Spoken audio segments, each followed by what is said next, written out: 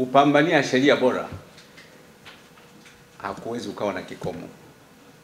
Tusije tukajidanganya siku moja kwamba watawala watapenda sheria bora ya mambo ya habari bila kuipambania. Tunahitaji kuipambania sana sana sana sana, na tuipambanie bila kuchoka.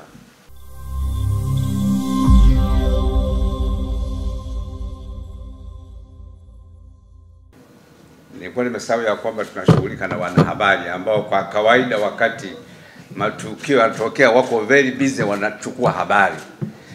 Kwa hiyo ni mazoea yao kutoshangilia. Akionekana na shangilia basi hatendi kazi zake. Kwa hiyo tumeshaelewa, lakini kwa sababu sasa leo mnasikiliza, itakapowapendeza mnaweza mkashangilia.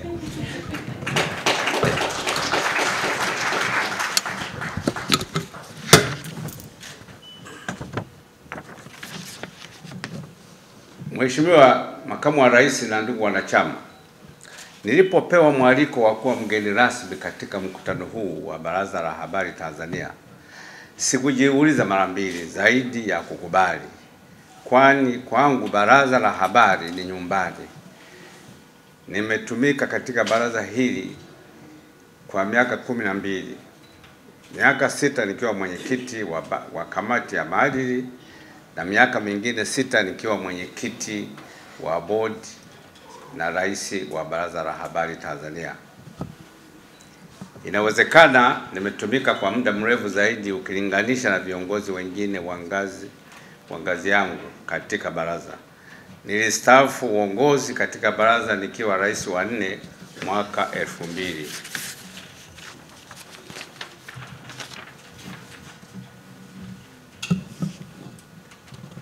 Mheshimiwa Makamu wa Rais na ndugu wanachama, napenda nianze kwa kushukuru uongozi wa Baraza la Habari Tanzania MCT kwa kunipa heshima hii kubwa ya kuwa mgeni rasmi katika mkutano huu wa 27 wa Baraza la Habari Tanzania. Kutokana na uzoefu wa uongozi katika baraza, natambua umuhimu wa chombo hiki kujisimamia, kulinda maadili na weledi, na zaidi ya yote kuimarisha uhuru wa uhariri na vyombo vya habari kwa ujumla, ili kuchangia kuimarisha demokrasia na utawala bora nchini Tanzania. Siku zote vyombo vya habari vilivyo huru vina nafasi kubwa ya kufichua maovu, kutetea haki za binadamu, kupaza sauti za wanyonge, kuwapa wadau taarifa sahihi ili wafanye maamuzi sahihi kuhusu maisha yao ya kila siku. Mheshimiwa Makamu wa Rais na ndugu wanachama, nimefarijika kusikia kauli mbiu ya mkutano huu, uhai wa wanachama ni nguvu na usalama wa taaluma ya habari. Kauli mbiu hii ni sahihi kabisa kwa sasa, kwani usalama wa taaluma ya habari unategemea sana uhai wa wanachama. Baraza hili lilipoanza miaka 30 iliyopita, lilijenga misingi imara ya kujisimamia na kusimamia maadili na weledi wa taaluma ya habari na wanahabari. Uwepo wa baraza umeokoa vyombo vingi vya habari katika mtego wa kufilisiwa au kufilisika kutokana na faini za mabilioni ya pesa iwapo kesi ingepita katika mkondo wa kimahakama.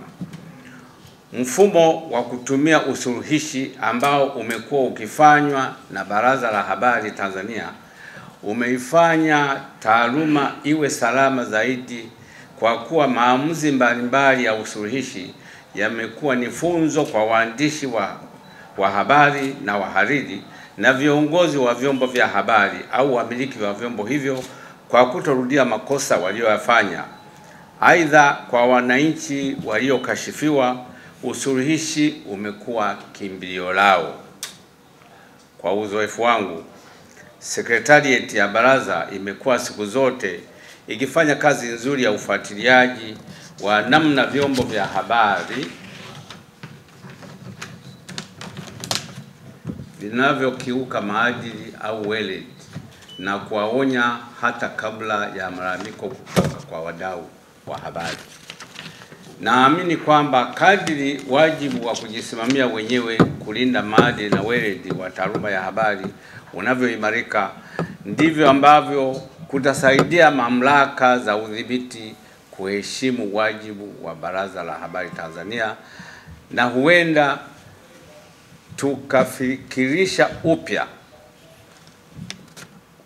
wenye mamlaka kuhusu haja ya kuunda baraza lingine linaloitwa huru la habari kama ilivyotajwa katika sheria ya huduma ya vyombo vya habari, Media Services Act, inayoendana na kuanzisha kwa bodi ya ithibati ya waandishi wa habari, yani Journalist Accreditation Board.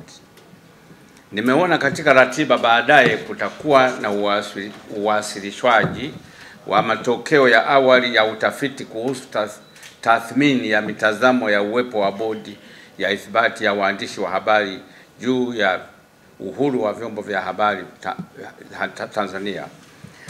Nitafuatilia na kushiriki mjadala huu muhimu kwa sababu unanikumbusha chini ya uongozi wangu katika Baraza la Habari tuliwahi kufungua kesi katika Mahakama ya Afrika Mashariki huko Arusha, tukipinga pamoja na mambo mengi vipengele vya sheria ya huduma wa vyombo vya habari vilivyokiuka azimio la Jumuiya ya Afrika Mashariki kuhusu uhuru wa habari na kujieleza. Naamini utafiti huu utatoa mwanga ni kwa mtazamo upi wadau wa habari wanaanishia uwepo wa bodi ya ithibati wa waandishi wa habari katika kulinda uhuru wa vyombo vya habari na wanahabari.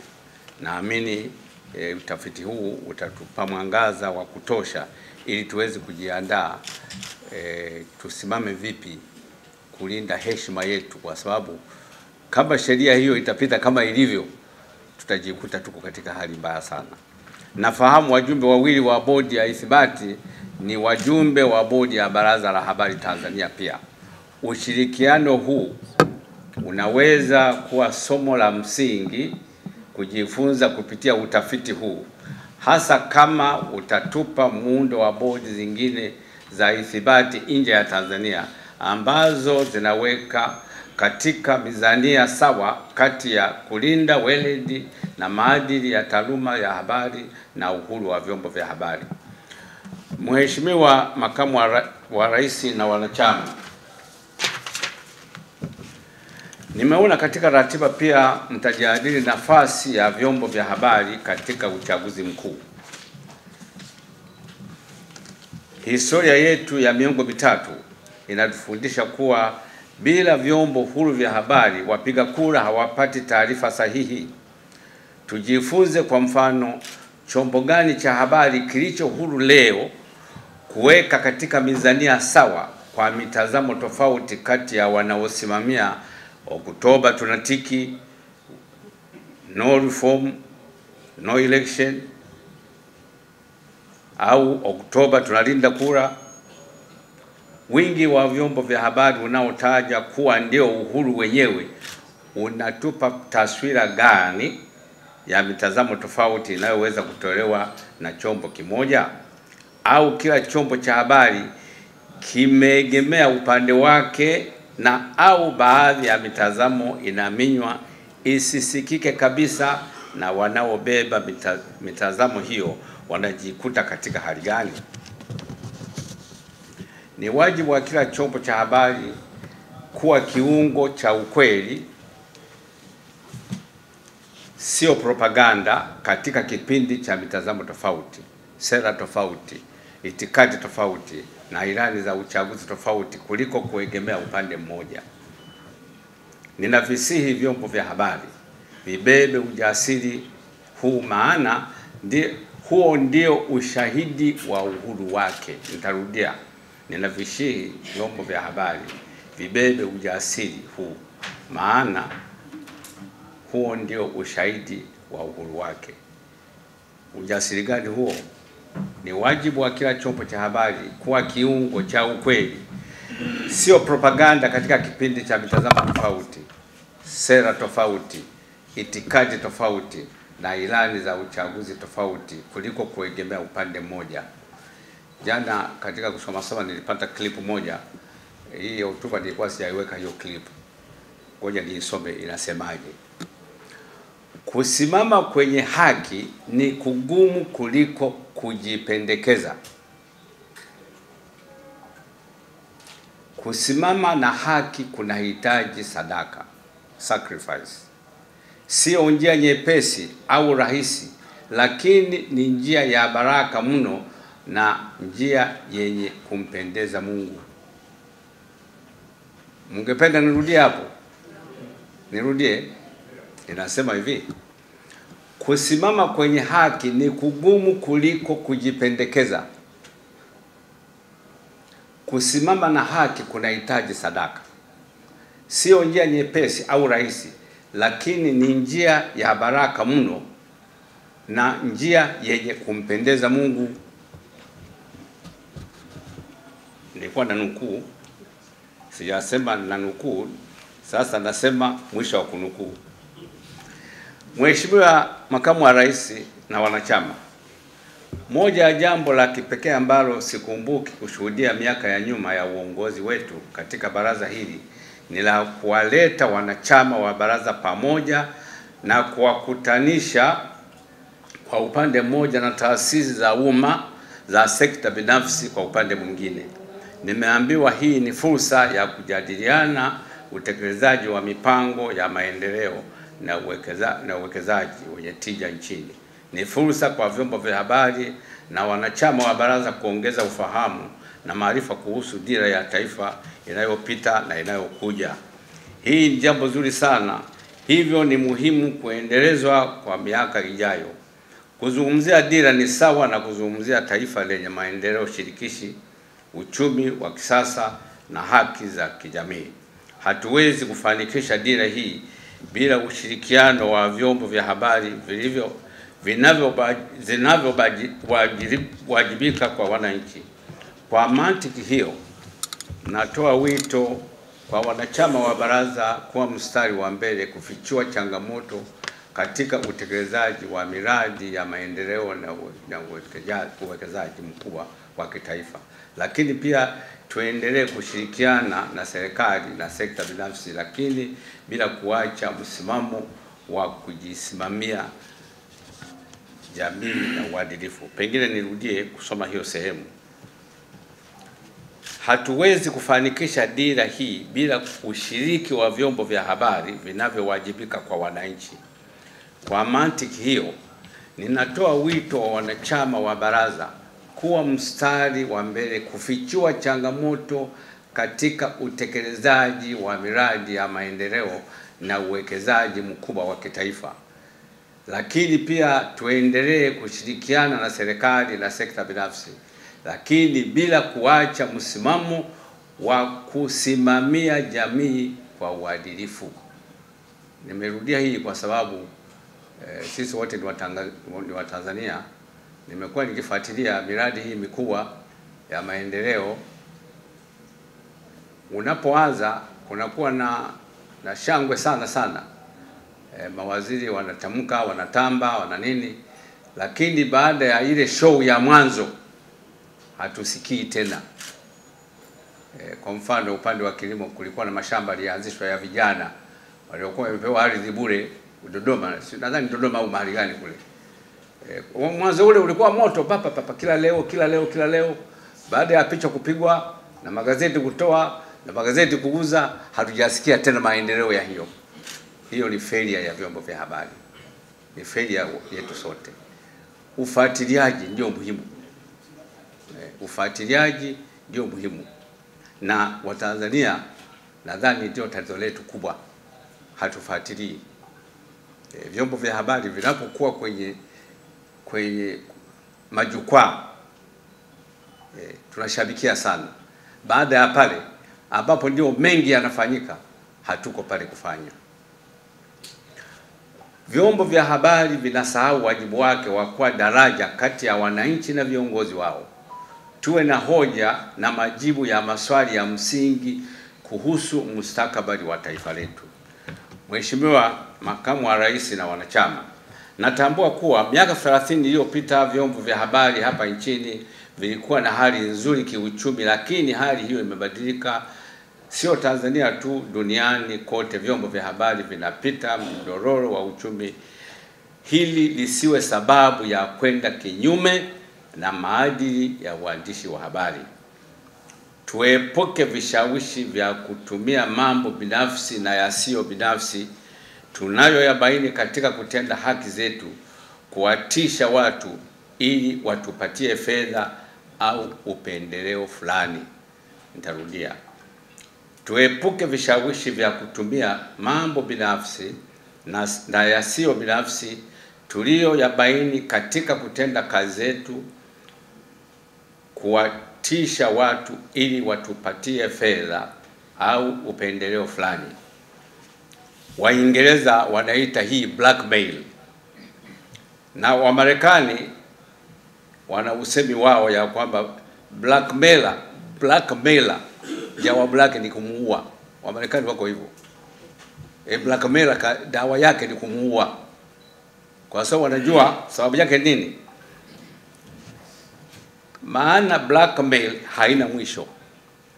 Ukipewa leo rushwa, utatumia zikaisha, utarudi kesho na madai makubwa zaidi. Ndio huyo blackmailer anakuwa hivyo. Blackmailer ukianza ukilegea tu, kwa sababu atakuja kesho, atakapomaliza kesho atamaliza, na kwa sababu umeshajinasa ni vigumu. Ndio maana wa Marekani ukimblackmail tu akijua unakula risasi. Na wala sitanii kusema hayo maneno. Na tujui kama na hapa hayajawahi kutokea. Tunaona mauaji ya ajabu wakati mwingine. Unaweza kukuta kwa mauaji yale wanauawa wale blackmailers.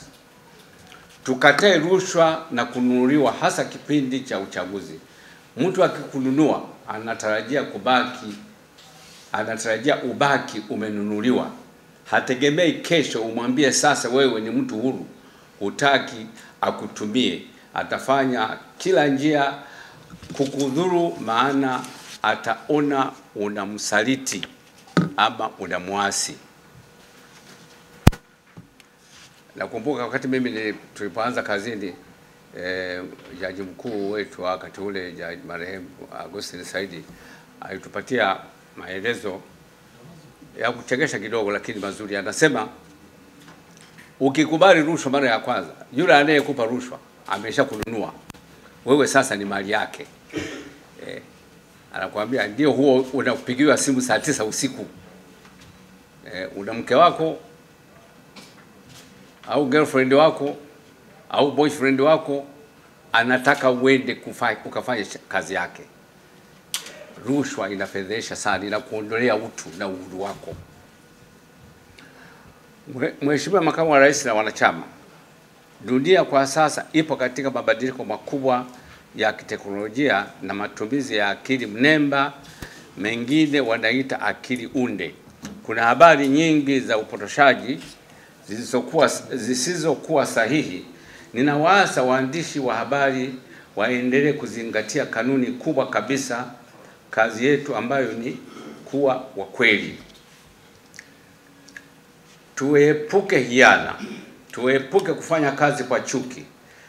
Tusitumike na wanasiasa wala wenye pesa, hata wamiliki wa vyombo vyenu. Tusiwasingizie watu wasioyafanya. Tusishuhudie uongo. Tusitunge habari wala tusibatilishe picha magazetini au kwenye mitandao ya kijamii kuwa tofauti na ukweli kwa malengo ya kuwapakazia watu hata kama hatuwapendi. Ndugu Makamu wa Rais na wanachama, ninapohitimisha niwakumbushe msingi wa mshikamano wetu ni wanachama hai ambao mtendaji mkuu ameeleza hapa. Niwakumbusha kauli mbiu ya mwaka huu inatufundisha kuwa bila mshikamano wa wanachama baraza haliwezi kusimama. na waomba kila mmoja wenu aone fahari katika wanachama huu na aendelee kushiriki kikamilifu katika kazi za baraza, ikiwemo kulipa ada za wanachama wake. Wanachama wa baraza ni lazima wafanye kazi kwa karibu na baraza lao, hii ikiwa ni pamoja na kushiriki katika shughuli za kupambania sheria bora kwa tasnia ya habari, kushiriki katika shughuli za utafiti na machapisho na viwango vya mafunzo. Pengine nitalisemea kidogo kwamba kupambania sheria bora hakuwezi ukawa na kikomo. Tusije tukajidanganya siku moja kwamba watawala watapenda sheria bora ya mambo ya habari bila kuipambania. Tunahitaji kuipambania sana sana sana sana, na tuipambanie bila kuchoka, na watawala watuone na watuamini tunavyoshabikia kuipambania, na watuelewe hivyo, mwisho wake watupatie sheria bora ya mambo ya habari. Wanachama wa baraza ni lazima wafanye kazi kwa karibu na baraza lao, hii ikiwa ni pamoja na kushiriki katika shughuli za kupambania sheria bora kwa tasnia ya habari, kushiriki katika shughuli za utafiti na machapisho na viwango vya mafunzo. Mkumbuke kuwa baraza lina jukumu kubwa la kusimamia maadili na kusuluhisha migogoro kati ya vyombo vya habari na raia. Jukumu hili ni muhimu, maana ndio msingi wa mfumo wa kujisimamia wenyewe, yaani self regulation.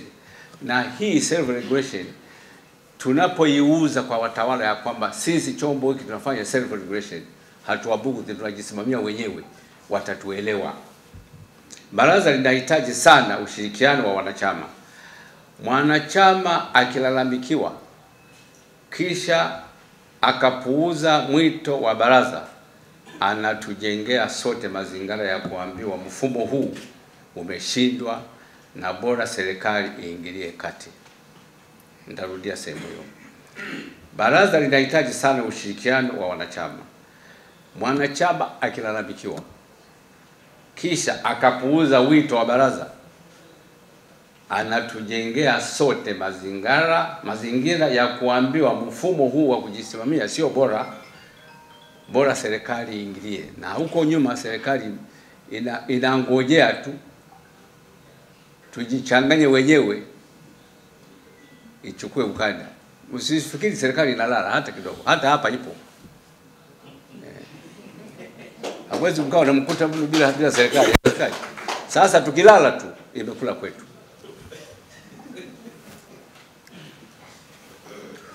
Kuhujumu kwa njia yoyote ile kazi ya baraza ya kusimamia maadili na kukuza weledi ni kuhujumu uhuru wa vyombo vya habari katika nchi hii.